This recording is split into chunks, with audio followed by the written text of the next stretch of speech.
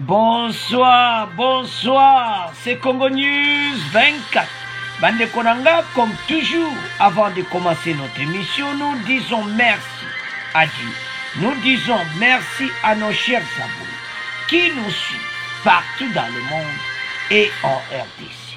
Bande Konanga, soyez les bienvenus dans notre émission Auto Sola Masolo Yamoka.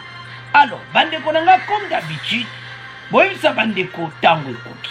À la une, Boyoka Oyo FCC Basali Bandeko. À l'Assemblée nationale, sur l'élection, il y a juge à cour constitutionnelle. Et ça Soni Mawa, l'Ikoloka y élection 2023, Batubaza Kubomana. Alors, tous à la connecter, tu peux développer ensemble. Deuxième point, Bandeko Nangai. Awa vraiment, tu peux diviser en gros, n'a pas point. Moi et Délé. Tokobana d'abord na oile kaki na guerre na armée rwandais sima ya M23 tokoloba sur ndenge ni M23 ba pakati mbangu pour le moment il y a le calme et revenu et puis tokoloba sur ba tenue de combat casque armes plusieurs effets armées rwandaises où ils ont présenté le vendredi et puis beaucoup yoka ba député à Nord Kivu bandeko ba lobby sur ba Rwandais armée rwandaise ba député on a bandeko mobilise $100,000 pour la ratio des militaires au fond 100,000 pour les militaires après wana tokoloba si la condamnation ya ba belge wana des assombres alors tous à la connecter toko développer ensemble. Alors, chers téléspectateurs, émission de M. Bandi, et comme temps, Oyo Bissonios to sangana ensemble. Yes, Bande Gonyo sur Plaboza na réseaux sociaux et Tango Cookie. On va commencer cette émission avec Oye Salamine Assemblée nationale, Bande Koba député à FCC, Balobi, Bango, Bako prendre parti. Ils sont sortis, Nalibana Nebo Moni Batelemi, Babimi, Balobi Bako participer. Na élection, il y a juge, il y a cour constitutionnelle. Ils ont donné beaucoup de raisons. Il y a une émission. Les députés nationaux du Front commun pour le Congo ne participent pas au congrès convoqué ce vendredi 27 mai pour désigner un juge pour la cour constitutionnelle en fait de remplacer Polycarpe Mongoulou décédé au mois d'avril. Ba juge bandeko faut bazala bango neuf. Alors, ba monaki ete ba kogo zala neuf wana te parce que ils ont complété. Et je m'excuse. Ba kogo zala nombre wana te parce que ils ont moqué. Il faut bazala neuf. Alors, Fachi mena recommandé Congrès, Sénat, na Assemblée nationale, ba pona un nouveau juge. Bamatata et Bandiwana. FCC Baloui Bako prendre des parties, ils sont sortis. Botala, oui, le Karambo Kanabiso. Ça fait mal. Et ça sonne comme on a battu Bazo Potana, l'écolo y a élection 2022. Bandeko Soko Zotala Muzinda Makambo Oyo. Et ça, Mawalo, que nous avons des dossiers graves à l'est de la RDC. Mais toya lishona makambo oyo nzambe na ngai. Les élus nationaux du Front Congo, les sénateurs et les députés ne participent pas au congrès convoqué ce vendredi 27 mai pour désigner un juge pour la cour constitutionnelle de remplacer Oya Koufaki. Dans une délégation publiée ce jour au Palais du Peuple, ils qualifient de mascarade ces processus enclenchés et se disent non concernés. Pour eux, la convocation de ce congrès est entachée des irrégularités. Le congrès qu'on s'est mati. Oh, ça va mascarade. Ah, les camouilles élections en Bokanabiso. Les députés FCC Babimi, ils sont manipulés. Et maintenant, ex-président de la République Joseph Kabila batu wana sikoyo baboyi tozokende wapi bazoloba ke eza mascarade babi eza na irrégularité ebele bandeko eza mawa parce que nous avons un grand dossier à l'est mais bato bazowelela kaka 2023. Les correspondances entre le président de l'Assemblée nationale et du Sénat montrent à la nation que les deux personnalités se battent pour un positionnement. Na oye utro leka. Alors que basi ba yokaraki na bango. Oye utro leka na mboso na mbayati sur congrès. Bazaina mwa kokoso muke. Mais quand même ba moni que non, biso nyo sozani nyo sacré. Tika to avancer masou. Dossier wana esili. FCC a quand même un dossier. Non, ils se battent sur quoi? Alors, dans leur mépris du ratio de la loi portant organisation et fonctionnement de la Cour constitutionnelle à la matière de jurisprudence, tenant compte de toutes les irréalités, les députés et sénateurs, membres des groupes parlementaires et politiques du FCC ne se sentent nullement concernés par cette mascarade et décident de ne pas cautionner une union forfaitaire de l'union sacrée. Bolandi Bandeko, ça fait mal dans le long discours. Ils sont sortis Bangwana Libanda, ils ont prononcé Monabango, et au union sur la mascarade. Et ça va accuser le chef de l'État, accuser le gouvernement actuel, accuser le président des chambres. Bandeko, FCC bazaï batumoko et surtout la majorité va taper perdre bazawana. Bazaï bato bako lo balisusuti. Bako critiquer Fatiboïté. Bango ils étaient aux affaires, ils ont échoué. Et le bin de Komoko. Si PPRD a échoué, est-ce qu'ils seront contents à notre président Félix Tshisekedi de réussir? La réponse est claire, non. Bako sepelati. C'est ça le problème au Itozana. Bandeko, nous devons comprendre que Mboka au Itozanango, pour le moment, il y a un groupe à battre. Un clic bien formé, autozo benga bloc patriotique. Batouana basali bloc wana, kapona kobundisa fachi kobundisa gouvernement. Il s'en fout, bamusuku lero bakangi bakut, bakamwana SCB bagaka. Hey, quel esprit! Au Vandipé. Ah, batouyo. Bandeko. Hermoso Tali Oyoki Mboka Mawa, la façon dont nous comportons. Yangola 20 ans le Kikaboui, 20 ans au pouvoir. Botalo bisoto o Fatia Kokuta. Après Fatia Limboke Koufaï Babani Kotomboka. Et maintenant, chose simple, Fatia Siba Motala. Juge Moka Utokufa. Le kola juge on a Utokufa. Binobo voter un autre juge à remplacer comme article, comme constitution Zuluba. Mais t'as la grave dossier. Et comme mascarade, est-ce que le juge et comme le sous-président de la Cour constitutionnelle, ah, Nzambe Nangai, bah juger kaka juge ou assiège parmi les 9. Parce qu'il devait être au total 9. Botala sikoyo. Ndenge batu ba bedi dernier des dossiers. Ozoka pena batu ba tombo ki na ndenge mukiti ba fache mabe ba bibi libanda ya Assemblée nationale ba bani kokanga. Mais est-ce qu'on va aller où? Na makambo oyo batu bazo tomboka. Soko tali kambazo tomboka. On ne comprend pas. Mais le problème est ça que basana besoin il y a un juge. Qu'on vote des juges comme une mascarade pour l'élection 2023 et Nzambenangaï. Les cambouilles élections. Cela montre clairement que nos autorités politiques, nos politiciens, travaillent seulement pour n'avoir intérêt personnel. Ba député yo bazomona ke bango match se kufi. Fatia se a déboulonné FCC na ndenga mukete. Batu baza sur ne pas à kokende, c'est fini. Qu'est-ce qu'ils vont faire en tout ceci? Ce n'est pas possible. Total abandiko ou isoleka. Ça fait mal. Quand je vois tout ceci dans les mains, non. Non.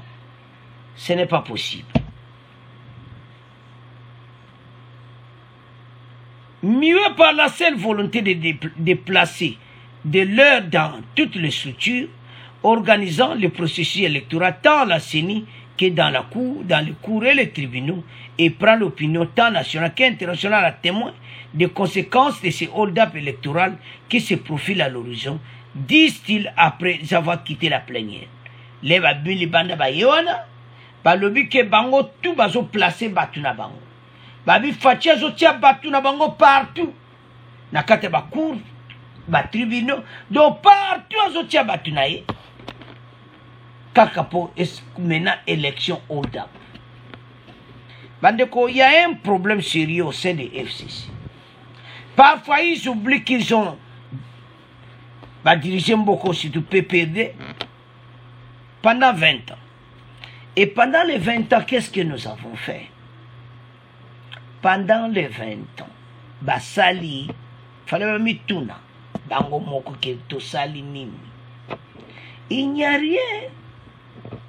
Et loko oyo biso to kuti, ezaka banzele zati. Donc il n'y a rien. Donc, au moment où on a un bilan moko mawatro, oyo batiki li fachi.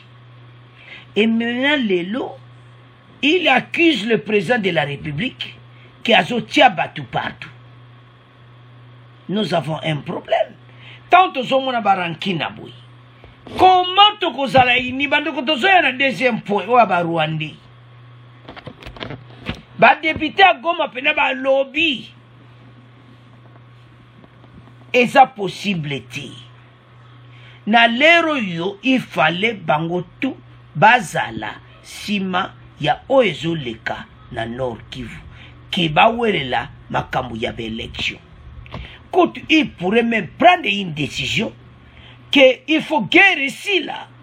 Ce guerre ici, on a salle élection. Battu, il faut prendre une décision ensemble. Que pour le moment, tout ça la guerre, tout ça na makambo élection mopanzi, tout bunda nan bitumba wana, na banguno ba kote libiso to silisa. Mais non! Il va se prioriser pour la bango en priorité. C'est quoi? C'est élection 2023. Donc, Makambo, Nyon Sezo Salamana Est, ça leur dit rien du tout. Ce moment-là. Et Zamawa. Les députés, sénateurs, membres des groupes parlementaires et politiques des FCC se sont nullement concernés par cette mascarade. Et Zaya Koyinda et Yindi. Ah! Mascarade. Eh! Mais oyo mboka na biso. Toko mema yango wapi so na zotala na bi. Bande ko tozana problème sérieux. Ba Congolais totelema. Parce que oezali awa soko landi okolanda o comprendre que situation za mobulu. Alors, bande konanga eza mawa botala nde batu bazo bomana pona kaka bazwa batia mutu na bango ou bien nde bazoloba bazobenga o mascarade do pona bango bazomona kifachi a gagné partout. Bandeko ezo sala soni komona ke un groupe batu baserini kaka pona makambo ya 2023 basali un bloc patriotique. Bolande utoleka na Katanga.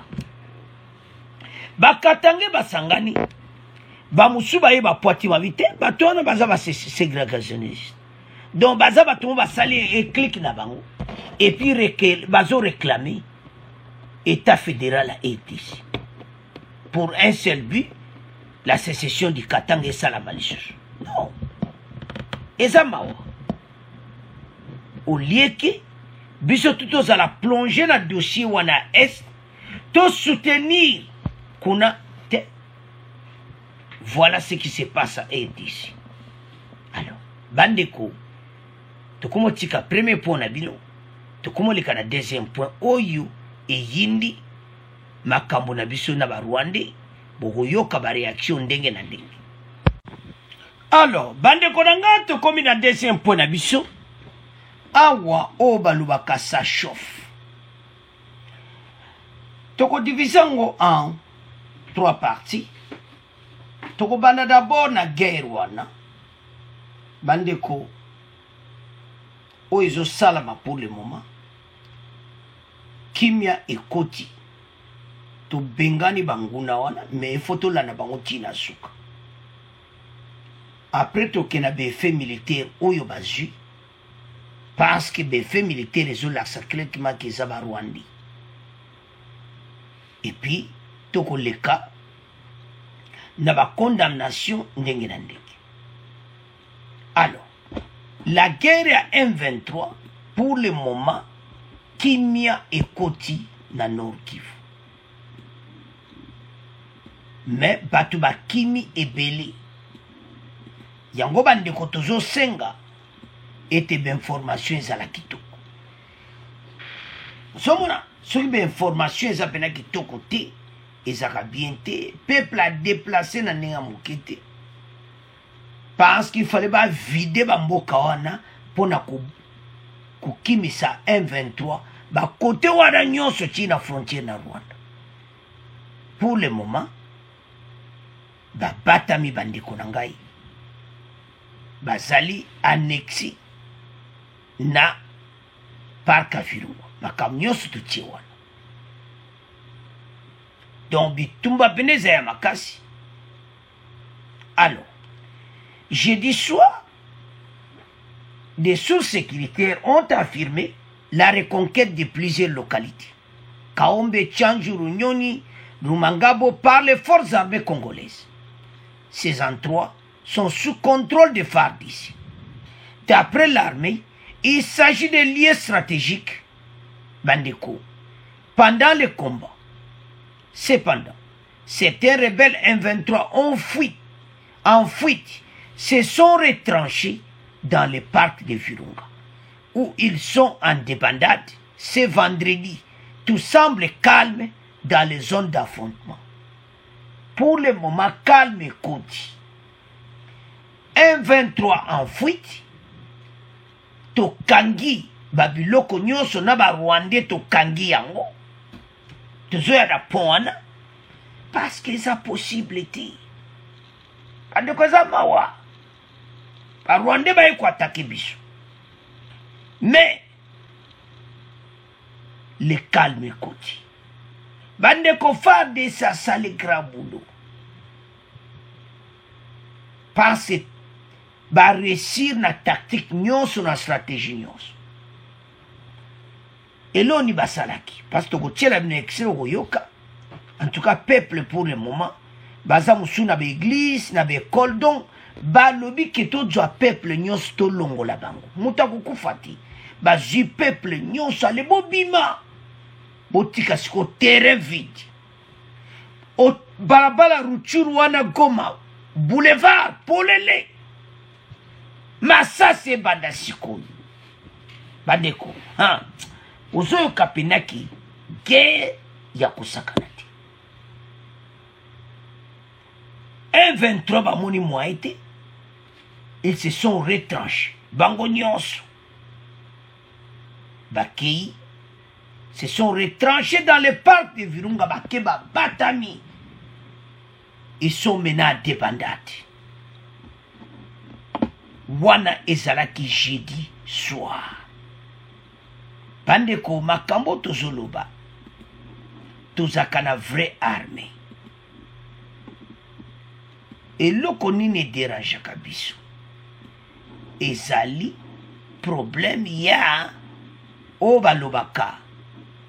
Donc ba infiltré, ba tebele donc biloko ebele donc ezali pena malamu te alors que toza na ba vrai ba combattant. Alors message à liboso ndenge tozomona wana o esalamaki jeudi soir osomona bandeko baza kopanzana ndenge baza wana bapalangani na ndenge muketi. Plusieurs localités eza na maboko ya FARDC pour le moment. Chanju, Runyoni, Ngomba wana, Rumangabu, partout wana nyoso place au bango basalaki quartier général. Mena FARDC aza wana. Siko monde bake wana. Bake ba réunion na bango, bakimi bakati Rwanda. Parce que oyo bazana parc à Virunga. Mais effectivement bazana Virunga ti. Ils ont déjà traversé bazana ngambu, bazo se préparer bakamuna bango. Alors, maintenant tozo saba congolais nyonso dans l'étendue de la RDC. Toyaka na ba vraie information pour na ko aider ba congolais. Congo News 24 a que Yves Sabineti, le calme est revenu. Côté wana nyonso calme lelo na tongo kimia lelo vendredi.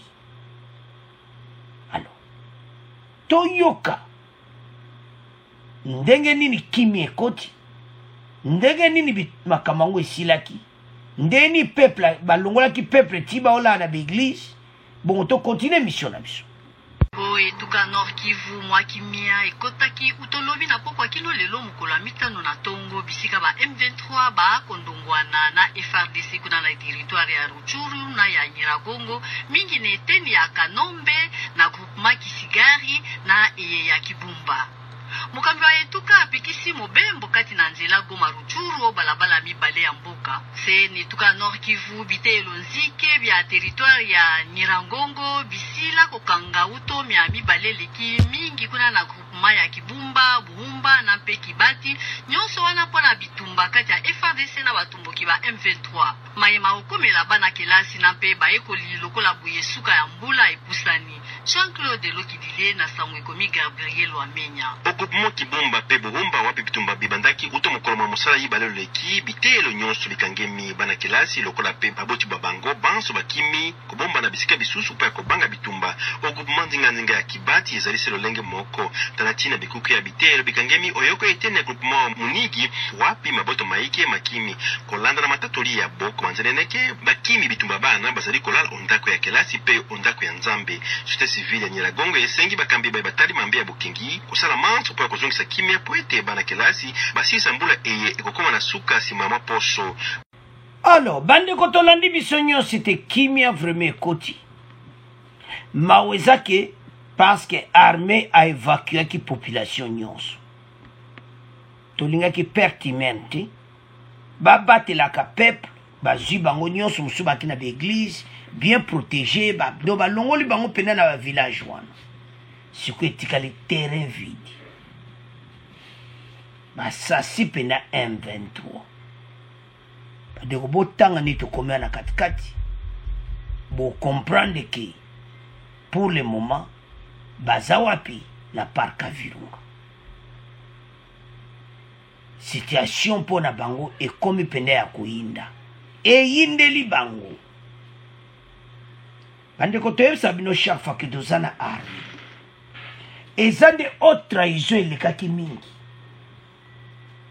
Makambo esalamaki na kaka na ba M23 na 2014 bango basengaki bakota na armée comme condition.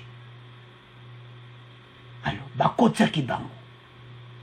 Et qu'on se retrouve que la majorité bakotaki M23 bazaba nani ba Rwanda. Et maintenant mbulo yo bayeli suna même cop. Fatia bi kopo ekosimbati. Yango somona bitumba oyo ezosama makasi. Parce qu'il y a l'intérêt de l'autre côté. Bango ba affaiblir kaka FARDC. Parce que les lots sont bakoti na FARDC bande kotala bakota ki belé. alors que basana bomba congolais. Et ça qui condition. Gouvernement liboso basaki erreur bandimaki. Il ne fallait pas talender tout souffrir. Et maintenant, assainissement l'armée zanko. Bayebi bango. Ba très très nyos. Maintenant, tolandi biso nyos wana parce que oyoka mutu apesa information. Kuna mwaite batu batimi. Batu basi balongola ki batu. Pour le moment, calme ça le vendredi. Banda lobi na poko nde to tieli bino radio na biso na Kinshasa. Tout est calme. Même pas si ça qui peuple wana déplacé, baza entasi, na l'église, na be couple ba bango sous la protection, ya MONUSCO, na FARDC et tout ça. Basa la tout. Ba député ba semba équipé bango ba leisa bango tout très très bien. En attendant, FARDC a vérifié ba village wana nyonso très bien. Après peuple azonga na mboka na ye. Bandeko tant to komi nango ngana ko kamwaki na kati ya FARD na kati ya EDC, je m'excuse. Yana bateau le total makambo à est. Bato bazo tala kaka élection. C'est ça qui fait mal. Ce n'est pas possible. L'armée bazu position très bien. Mais peuple a ebisi bango boy. Il faut bolanda bango tina souka. Andeko nous sommes attaqués. Tout qui ne dit toi n'a point. Tout ce qu'est-ce qu'on a point, il y a des faits de l'armée rwandaise. Présenté Yangwana Bomo Nassé, tenue armée rwandaise, casque na bango, ba munitions na bango, biloko na tout M23 ya bangoti. Parce que ba comment pena na tenue pena RDF. Au moins problème est à peine ba tenue wana. Ba tenue za na ba combo, neti ya ba Rwanda ba tia ba combo. Rwanda Defense Force teni wana bakoma bongo. Bakuti bangona kaska ba Rwanda penza. Pande ko bazwaki biloko. So moni batu ba teni komo tikala. Bakomo tika ba kaske komo tikala. Batu bazo pakata mbao na ansi rokete zwaki moto jina bilamba yaya kitisika kazaka bandi mbao. So moni ba biloko tezo salama. Lobe yindaki. Fadesa bwakeli bango pena biloko solo ya moto. Oyo facha utosombe la mikolo. Tokotika bango te. Congolais et Congolais so bozola mission. Eza sous-tenti ya kozala distrait. Il y a des politiciens bazo kipe kaka makamna bango mais biso to se concentrer na bandeko wana est. Ils ont beaucoup souffert. Tolanda qui émission passé message au gouvernement et te bakonzata centimètre mon côté à EDC. So baza besoin nango bakino lukaso ki wapi. Ya EDC baza nango te. Yango te lève nous ba vrai info le calme est revenu. Mais le problème que nous avons des tenues, des casques, des armes de guerre et plusieurs autres effets militaires de l'armée rwandaise présentée à la délégation de MCV. Qui appartenait à l'armée rwandaise, EDF, la tenue militaire, vient d'être présenté ce vendredi 27 mai 2022 à la délégation des mécanismes conjoints de vérification élargie qui comprend les experts militaires des États membres de la CIRGL. Se joint dans la zone de combat pour vérifier des allégations de l'armée sur terrain. Ces effets ont été présentés au MCVE par le général Peter Siriwani, commandant des opérations Sokola 2. Selon les sources militaires, il s'agit notamment de preuves tangibles de l'appui du Rwanda aux rebelles M23 qui s'affrontent depuis plus d'une semaine avec les forces armées dans les territoires de Rutshuru et Nyiragongo au nord Kivu, dans l'est de la République démocratique du Congo. Bandeko ba preuve bimi, ba preuve claire. Mutu nyonso azobomba tazolobango ouvertement. Armée rwandaise bazoya ko attaquer biso dans notre propre sol. Po ben terrain na bango kala te aussi là. Bako koma mpiaka.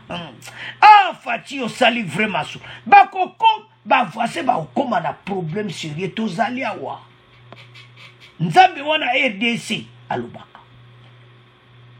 Ça n'a richesse, mais le pays s'est développé. Rwanda s'est développé dans la richesse à RDC. Koyiba biloko na biso emena botala. Tala problème to komi nango. Pande ku ato lobaka oyo to moni ba preuve yango. Fa de salut ba preuve tangible. Ba présenter na bato baza communauté et commission wana élargi na ONU, tout ça, bazaki présent, va présenter bango, ba moni pene ki a tenu ya ba Rwanda. Et zaya ko inda, et si indi ba komi na problème sérieux nzambe nanga. Bako pakata. Alors, toyoka extrait oyo ba député ya Nord Kivu pe ba accuser ba Rwanda, bon to avancer l'émission na biso. Irakan et Jean-Baptiste Mouindo, toutes les institutions du pays devraient se mobiliser pour soutenir l'armée congolaise, défendre la ville de Goma face à l'agression rwandaise et combattre toutes les forces négatives en Ituri et au Nord Kivu. Michel Kifindangoy. Les attaques armées du M23 tout autour de Goma devraient mobiliser toutes les institutions, dont le Parlement, pour soutenir les FARDC et défendre les territoires nationaux, estime Jean-Baptiste Mouindo. Les territoires de Nyiragongo et de Rutshuru sont victimes de nouvelles agressions à partir du Rwanda sous couvert du M23. Notre armée est confrontée à des attaques sur plusieurs fronts. Alors, Bandekonanga Tolanduana. Notre armée est attaquée à plusieurs fronts. Tout ça comprendre. Tout l'andi bisognoso. Alors, et comme étant oyo, gouvernement na biso c'est-à-dire le parlement sénat batunyoso, tozala sima ya ba forces armées na bitumba oyo toza attaqué na ba Rwanda. Makambo biso tolobaka yango wana ba député Mouindo Iraké balobi. Eze souta ba discrétion te ba division te makambo élection te. Yako wela makambo élection. Et comme étant oyo biso nyos tozala sima na bango. Il fallait même l'Assemblée nationale ba déclarer que bana lelo élection wana botiango nano à part. Tobunisana munguna mais soba lobi bongo bata vérité des urnes baye. Oh élection faisait comme glissement. Bitumbo bandakala. Il faut que ça l'élection. Batu basana posa ba poste. Na bande ko bolandi wana ba député à Nord Kivu nde balobi. Eza bisoti. Ba député balobi Sénat il fallait battre tout. Bazala sima. Il y a notre FARDC. Nous sommes attaqués et c'est sous temps. Il y a des discussions et comme étant où il y a des choses à la cima, il y a FARDC. Donc, tout ça qui n'est pas point zébili. Et puis, le bien qui nous sommes attaqués sur plusieurs fronts par l'armée rwandaise. Sima, il y a M23. Sur plusieurs lignes de front, les unités rwandaises sont soupçonnées d'être aux côtés du M23 pour combattre les forces loyalistes de la RDC. Mercredi soir, le porte-parole du gouvernement congolais, sous réserve indexé le Rwanda d'une main noire dans les hostilités, qui prévalent actuellement au Nord Kivu, avançant les doutes légitimes à propos de l'arsenal militaire dont dispose le M23 sur le terrain des opérations. nous pensons que le M23 ne peut pas disposer de l'arsenal militaire comme celui qu'on trouve chez lui sur le terrain des opérations. D'où la cristallisation de nos soupçons sur le Rwanda, a indiqué Patrick Muyaya. Watu landaki on émission passée. Watu kozonga le chute. Awa ba député ba lobiki ba Rwandais bazana sima. Tolande biso nyonso député irakien na député Moïdo. Mais ba et kalobi komi ta oyo batu nyonso tozala sima ya FARDC. Et l'on y va basali. Guerre dans l'Est, botala kaka pembe na photo à l'écolo. Les députés nationaux du Nord Kivu mobilisent 100 000 $ pour la ration des militaires au fond. Et Zaya Kouinda et Sieyindi. C'est ça. Félicitations à ma députée à Nord Kivu. Bas mobiliser fonds 100 000 $. Tu as vu que quoi kalati? Parce que belé va couper ça, organisme belé international va mobiliser bango mo bazo ba mbongo wana couper ça yango ba soda na front. Ah, soda du Grand Likonda mais bino penako M23 bozana problème sérieux. Fade ça du grand mopatas. 100 000 $ bango tuba Kaboul. Na nombre ka baza kuna bo pesa mutu na mutu bo pesa ezo keno tia na compte ya famille zo keno tia bo ale kota na kati bundela biso bitumba la remonani tesa bino ke makambo ebele ko changer 100 000 $ ba député à Nord Kivu ba mobiliser pour na kopesa ba soda na biso pour la ration des militaires au fond et comme étant oyo bango tout et de bango na makambo ebele mbongo wana parce que bandeko situation tozana ngo eza kosenga ke biso nyonso tozala sima ya FARDC parce que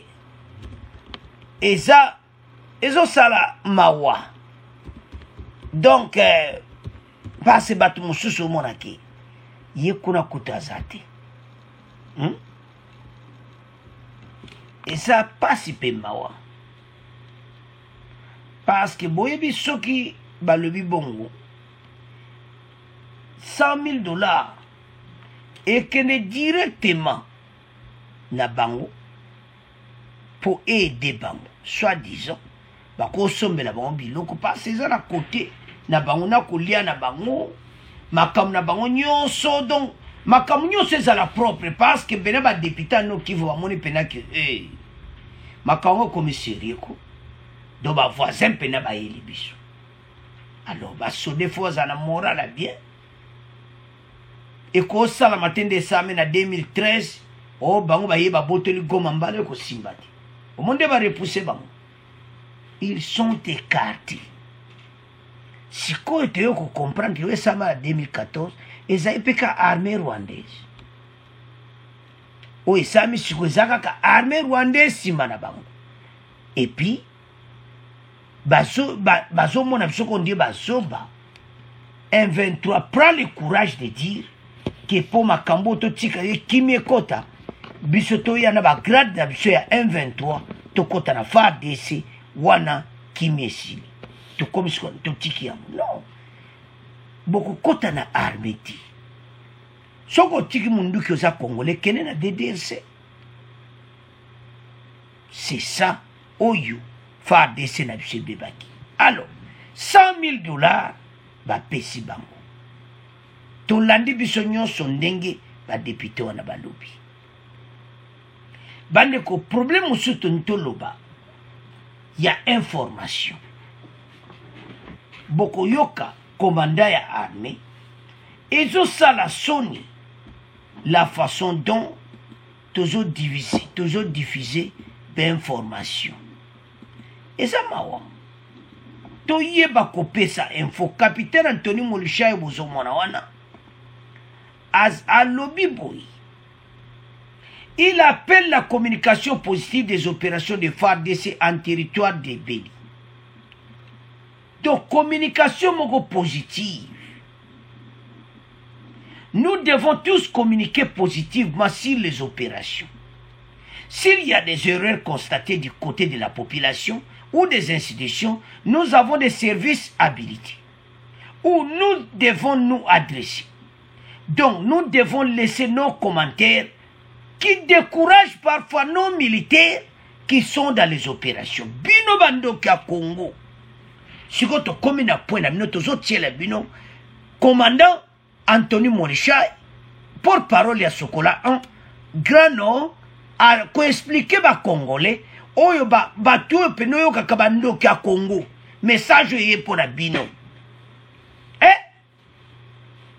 Nous devons laisser nos commentaires qui découragent parfois les militaires na fond. Bama kambu moko ya lokuta, oyo tozo ya nango, sozo décourager ba militaires na biso. Pandeko ça fait mal. Comment tokoya na ba commentaire à lokuta? Na bandeko tout pesa ka information totala makambo tokolupa. To ali on a bendé les coups à te biso sima fadisi. Mais pourquoi toza koko ça? Et sa possibilité. Alors, Toyo Cantoni Moluchai. Bon, to continue mission na biso pas ça soni. Na biso ba congolais, na ba journaliste, to likolo makamba solo ti. To landai.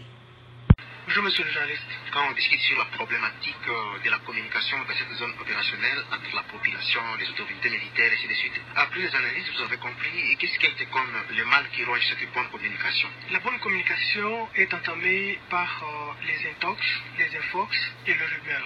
Vous savez, nous sommes dans une zone où la communication va dans tous les sens. Donc l'ennemi manipule la communication. Les forces armées de la République démocratique du Congo viennent avec une vraie information, mais a du mal à passer dans le fief de certains de nos compatriotes, tout simplement parce qu'ils ont vu les images, ils ont vu les intox et autres commentaires de certains leaders ou bien jeunes influents dans les réseaux sociaux. Et ça, c'est un problème, c'est vraiment un combat que nous sommes en train de faire le tout possible pour renverser la situation. Les services de communication des forces armées, ensemble avec ses partenaires, travaillent du jour au jour pour que la communication opérationnelle et la communication institutionnelle prennent le dessus. Donc nous remercions les partenaires, surtout les organisateurs de cet atelier, parce que c'est une occasion pour nous pour donner la vraie information, pour donner les méandres de la communication et ce que la population doit éviter pour ne pas faire le jeu de l'ennemi. Nous devons communiquer tous positivement sur les opérations et aussi s'il y a des réclamations et même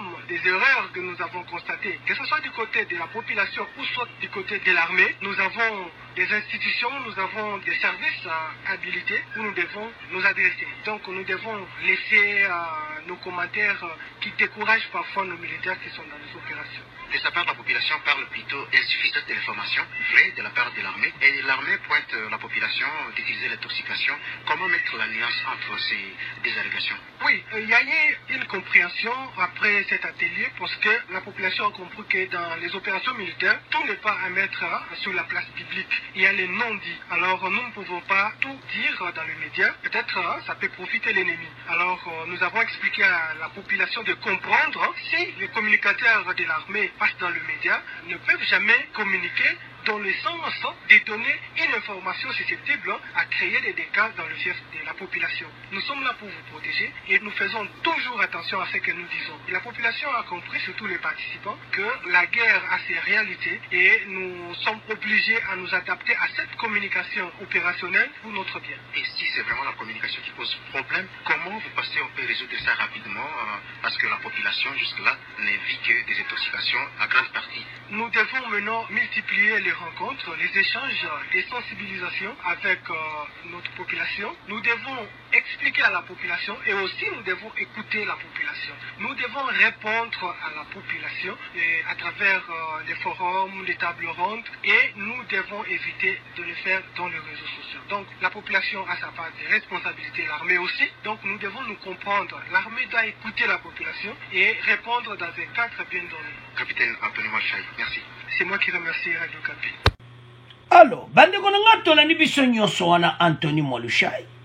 o azali porte-parole ya Sokola un grano bandeko azaki clair et pas bakongolais bato bayaka na information ya lokuta topesa ba information ya solo a expliqué très bien que population Nord Kivu akomona na réseaux sociaux a nzambe na ngai ese bozo badekani bozo causer na mboka makambo lokuta bozo loba na peuple boyebi combien bozo causer dégâts na kati ya mboka na biso soko mono ke ozana information te kopesa te oya kopesa oya makambo lokuta oya eza bavia bato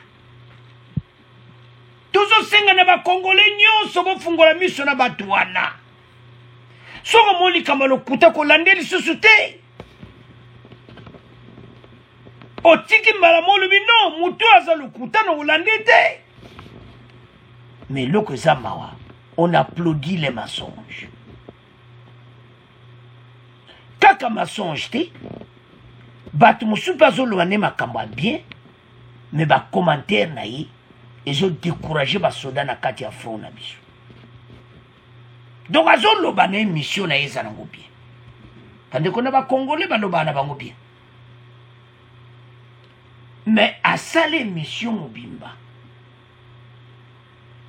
ka mpona kodécourage nde tolandi wana bandeko ntango yo ozoloba be na chef de l'état ozodécourage basoda wana na front exemple moko typique yo ozoloba be mpona faci ke voilà faci boye na boye tala kutu armé boye na boye boye na boye ntango ozoloba makambo wana de négativité ozodécourage basoda na biso na front bango mpe balandaka réseaux sociaux bazalemo mpe bapembe bazolanda réseaux sociaux mais sikotango bazomona biloko ya boye la population balandaka réseaux sociaux basololaka mpe na bandeko na bango tala place où tozodétruire mboka toza na guerre FARDC akoya te koloba plan na ye nyonso na télévision wana azopesa pa ennemi aoyeba position na biso siko biso bao tokokoloba oleki toloba encouragement moko boye totelemisa FARDC bendele ekoya tata 100 fois ah non faut zala de père et de mère yango wana bandeko tozobongisa émission bokomona nga live soki dimanche oyo te ou bien lundi donc dimanche tozobongisa yango parce que eza émission tokobongisa mpena yango très kitoko mpona bamembre donc eza na koleka mokolo yango me bokocomprendre vraiment ke bokomona donc soki eza dimanche te ya lundi entre les deux jours mais déjà soki ezala dimanche publicité dia na moi totie soki ezala lundi mpe dia publicité na moi totie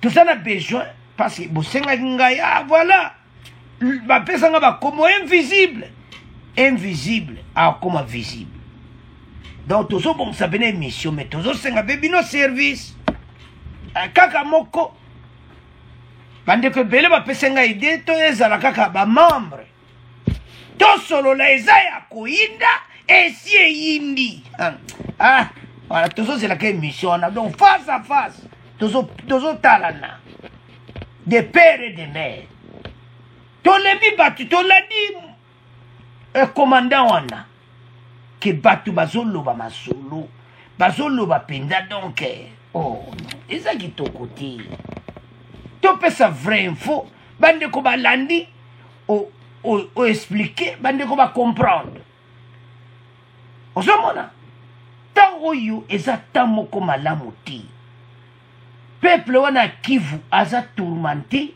ayo yoka sube information lokuta na réseaux sociaux o tourmenté lisu defo je crois bien Anthony Molisha azaki clair et par biso nyonso totika yango pour l'intérêt de la nation alors bandeko Rwanda azaki sima na bango eza confirmé ya ozomona ba condamnation partout tokende siko na condamnation ba Belge.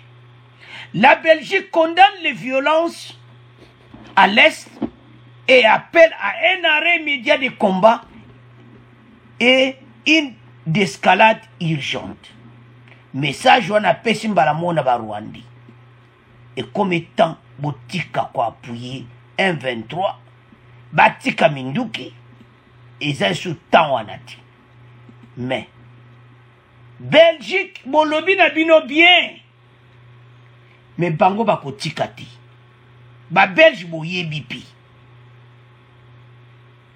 bandeko nde toyebisa bino ba Belge bazana na Kindu o Maniema bazo former ba soda na biso armée belge ba kuna ba régiment penza ba commando belge bazana Kindu bazo former armée na biso message wana ba yebisi mbala moko voisin ete tika oyo zo sala do message yokani a se retirer mais tozo yebisa ba belge ete bolobi na bino me ya liaka wana akotika te soki lelo M23 na ekope sil to silisi M23 ba okesu ko fournir groupe armé mosusu mbongo ya wana foto landa bango tina front to silisa bango parce que économie ni bazanango mais pourquoi bazo prospérer boy zobona ezomona clairement que oya biso nde baza kozwa yango bazokoma boy Fachi l'avait dit na nino asalaki ya FARDC que voisin ndako ezopela moto voisin kuna azoprospérer alobalaki directement alors mbala oyo message bolokai pa ya gouvernement bayebisi Rwanda ki boza sima ya bango botika mais makambo aussi là wati il faut penda relation à Rwanda ici là s'il s'agit de rappeler les ambassadeurs absolument kuna donc to si là na baba ça va voisin faux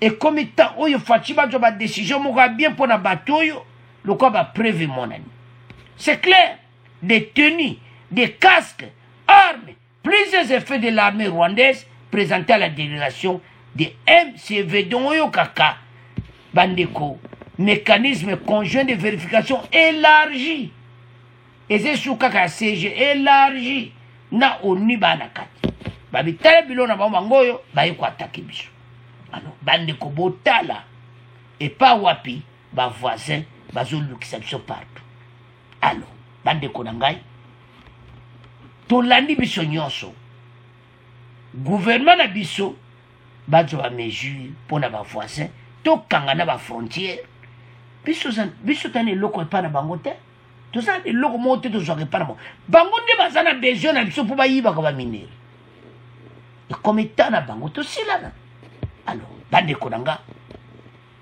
biso nyonso tolandi émission bendele kwea ti ataku muketi c'est à ce point to comment clôturer émission na biso bon continuez à s'abonner massivement au revoir à la prochaine.